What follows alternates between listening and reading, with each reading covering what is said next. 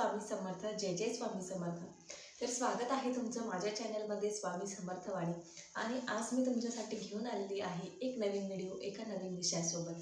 आणि आजचा आपला विषय आहे की स्वामींचे 11 गुरुवार का करावे, कसे करावे, त्याच्यानंतर नियम अटीसोबत मी आज तुम्हाला सांगणार आहे। तर व्हिडिओ जर तुम्हाला आवडला तर व्हिडिओला लाईक करा, शेअर करा आणि सबस्क्राईब करायला विसरू नका। तर व्हिडिओला सुरुवात करूया।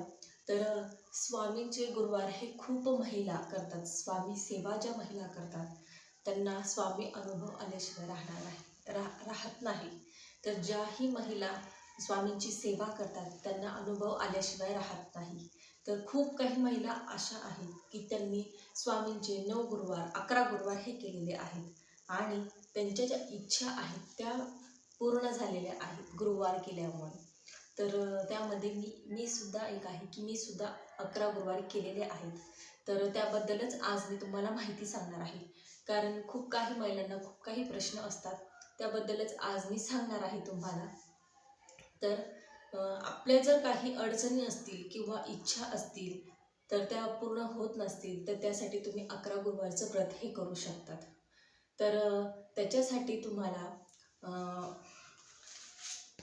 श्री स्वामी चरित्र सारामृत हा जो ग्रंथ आहे हा तुमच्याकडे असणं आवश्यक आहे। आणि समजा तुमच्याकडे जर नसेलही तरी श्री गुरुपीठ जे ॲप आहे ते तुम्ही डाउनलोड करून त्यावरून हे अध्याय तुम्ही वाचू शकतात। तर याला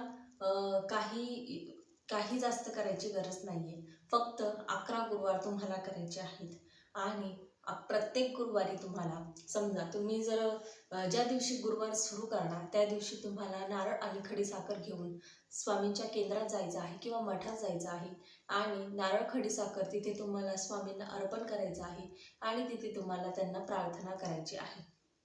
त्याच्यानंतर घरी येऊन तुम्हाला म्हणजे गुरुवारच्याच दिवशी तर घरी साधी सोपी मांडणी आहे। मांडणी म्हणजे तसं काही नाही, फक्त स्वामींचा फोटो पाहिजे आणि त्याला फुलं वगैरे वाहा, त्याच्यानंतर खडी साखरेचा प्रसाद ठेवा, पाणी ठेवा थोडंसं तिथे, घंटी शंख जर असेल तर शंख ठेवा आणि श्री स्वामी चरित्र सारामृताचा जो ग्रंथ आहे तो तिथे ठेवा। तर एवढीच मांडणी आहे। त्याच्यानंतर तुम्हाला 11 वेळेस तारक मंत्र म्हणायचा आहे। 11 वेळेस श्री स्वामी समर्थ हा जो मंत्र आहे याची जपमाळ तुम्हाला करायची आहे। 11 माळी करायच्या आहेत।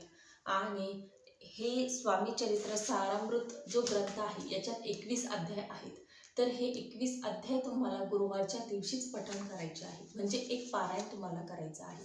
तर या दिवशी तुम्हाला ह्या एवढ्या सेवा कराव्या लागतात। म्हणजे तुम्हाला जर हे गुरुवार करायचे असतील तर तुम्हाला 11 वेळेस तारक मंत्र, 11 वेळेस श्री स्वामी समर्थ या मंत्राचा जप 11 माळी आणि 21 श्री स्वामी चरित्र सारामृताचे अध्याय आणि त्याच्यानंतर स्वामींची आरती।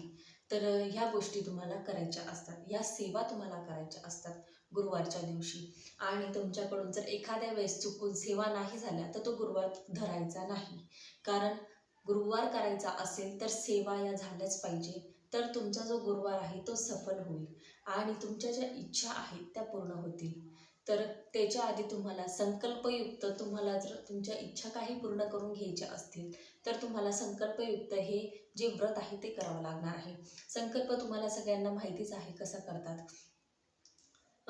उजव्या हातात पाणी घ्यायचं, त्याच्यानंतर त्या हातामध्ये थोडं फूल आणि अक्षता टाकायच्या, तुमचं नाव म्हणायचं, गोत्र सांगायचं, त्याच्यानंतर मी स्वामींची एक सेवेकरी असून मी हे 11 गुरुवारचं व्रत करत आहे आणि तुमची पुढे इच्छा सांगायची। तर ह्या कामासाठी मी हे व्रत करत आहे आणि स्वामी तुम्ही माझे हे 11 गुरुवार माझ्याकडून पूर्ण करून घ्या। तर अशा प्रकारे तुम्हाला प्रार्थना करायची आहे आणि तुझा संकल्प आहे तो सोडून द्यायचा आहे। आणि त्याच्यानंतर तुम्हाला म्हणजे सेवेला सुरुवात करायची आहे की त्याच्यानंतर एवढं संकल्प झाला की मग तुम्ही 11 वेळेस तारक मंत्र, 11 वेळेस श्री स्वामी समर्थ या मंत्राचा जप 11 माळी आणि त्याच्यानंतर तुम्हाला 21 अध्याय वाचायची, स्वामी समर्थ महाराजांची आरती करायची आणि त्यांना नैवेद्य दाखवायचा। तर एवढं तुम्हाला प्रत्येक गुरुवारी करावं लागणार आहे। मध्ये जर मासिक धर्म वगैरे एखादा गुरुवार गेला तर ते काही नाही, 3 महिने चालतातच गुरुवार अशी पण, कारण अडचण ह्या म्हणजे येतच असतात। आणि एखाद्या वेळेस तुम्हाला अचानक कुठं बाहेर जरी जावं लागलं तर सेवा नाही झाली पण उपवास तुम्हाला करावाच लागेल, कारण तो गुरुवार तुम्हाला धरता येणार नाही, पण उपवास तुम्हाला नक्की करावा लागेल. म्हणजे तुमच्याकडून जरी सेवा झाल्या नाही तरीही. तर हे अशा प्रकारचे तुम्ही 9 गुरुवार करू शकतात, 11 गुरुवार करू शकतात.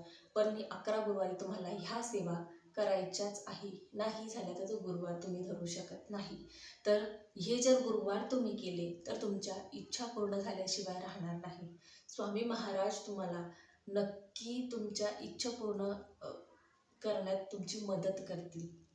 पण एक गोष्ट आहे की जे काही करणार ते अगदी मनापासून करा. कारण कसं आहे, तुम्ही कितीही काहीही करा, पण तुमचं जर त्याच्यात मन नसेल तर काहीच होऊ शकत नाही. तर जे काही करणार ते मनापासून करा. स्वामी तुम्हाला नक्की साक्षात्कार देतील, हा माझा शब्द आहे.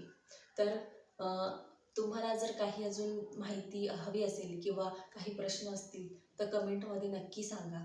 तर अशा प्रकारे तुम्हाला 11 गुरुवारचं जे व्रत आहे ते करायचं आहे. आता याच्यामध्ये मी तुम्हाला सांगितलं, मांडणी साधी सोपी आहे. एखादं फळ तुम्ही मांडणीत ठेवू शकतात. त्याच्यानंतर सेवा सांगितल्या काय करायच्या आहेत. त्याच्यानंतर नियम, तर नियम याच्यामध्ये हेच आहेत की ब्रह्मचर्याचं पालन करायची गरज नाही. फक्त गुरुवारच्या दिवशी केलं तरी चालेल. ब्रह्मचर्याचं पालन पूर्ण गुरुवार, म्हणजे पूर्ण गुरुवार समजा रात्रपूर्ण. आणि त्याच्यानंतर नियम मांसाहार, तर मांसाहार करायचा नाही. जोपर्यंत तुमचे गुरुवार चालू आहेत तोपर्यंत मांसाहार करायचा नाही. आणि मांसाहार करायचा नाही आणि ब्रह्मचर्याचं पालन करण्याची गरज नाही. बाकी काही नियम अटी नाही. या 2च गोष्टी आहेत. तर बघा, नक्की करा. तर अशा छोट्याशा माहितीसोबत भेटूया पुढच्या व्हिडिओमध्ये. श्री स्वामी समर्थ. जय जय स्वामी समर्थ.